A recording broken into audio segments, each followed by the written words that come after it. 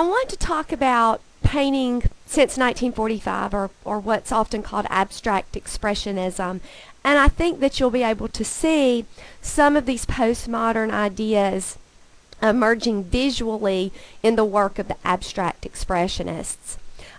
First and foremost, you probably aren't surprised to see that these paintings are devoid of recognizable content. Remember that word pastiche, where things are just sort of all over the place with no real focus or center or foreground or background. So clearly these painters are operating in this postmodern sensibility. And for them, painting was a subjective aesthetic experience. They wanted to paint their feelings. Again, they have the freedom, right, according to Sartre, to paint whatever they want to, however they want to, without adhering to any sort of sense of convention in their work. So you see lots of just line, color, and shape all over the place. And abstract expressionists, just so that you know, are also referred to as action painting or sometimes the New York School. So you may hear these terms used interchangeably. The New York School specifically wanted to break with the older conventions of art and were very concerned with expressing what they felt to other people. So again, you can kind of see that postmodern sensibility, those existential elements in that statement. And the painter I want to look at is Jackson Pollock. He's probably one of the most famous abstract expressionists. And this is a quotation that sort of describes his painting philosophy. When he says, "On the floor, I am more at ease. I feel nearer, more a part of the painting, since this way I can walk around it, work from the four sides, and be literally in the painting." So he laid his canvases on the floor to paint. He didn't do a wall, an easel, but they were on the floor.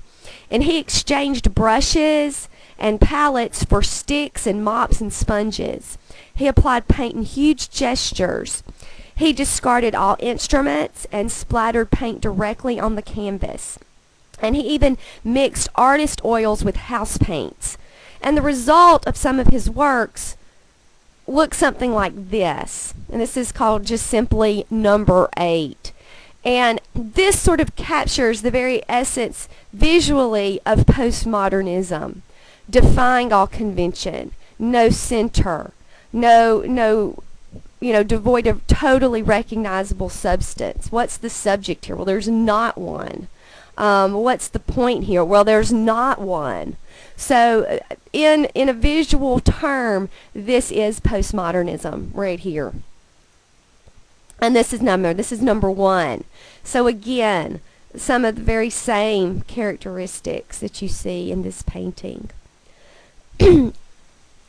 Now, the abstract expressionists weren't the only people painting in the 20th century, in the latter part of the 20th century. You also had artists that actually returned to considering an object itself, okay? So we actually had people paint objects. And 3 of those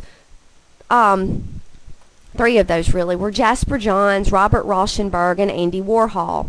And these people painted objects just for themselves. Again, no sense of any meaning behind it, just objects. And Warhol is really associated a lot with pop art and pop culture and consumerism.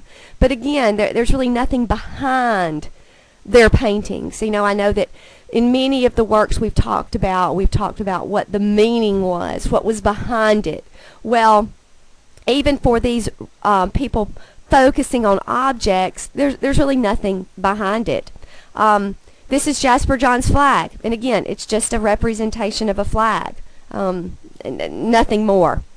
And this is a quote by Andy Warhol that kind of captures what these objective painters were getting at.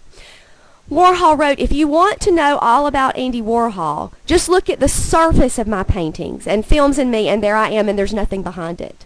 So it's just what you see. There is no meaning. And again, a very postmodern idea. And And so this is a very famous Andy Warhol, green Marilyn, just a image of Marilyn Monroe. The famous soup can, again, okay, what does it mean? Well, nothing, it's just there. So these are the types of things that Warhol painted. So I hope you see in how the art of the time, like the art of all the other times we've talked about, really reflects the values of the culture out of which it came. And the abstract expressionist painters like Warhol clearly are a reflection of this postmodern time, of a sense of no meaning. And so they portray it in very different ways, but nevertheless they do portray it.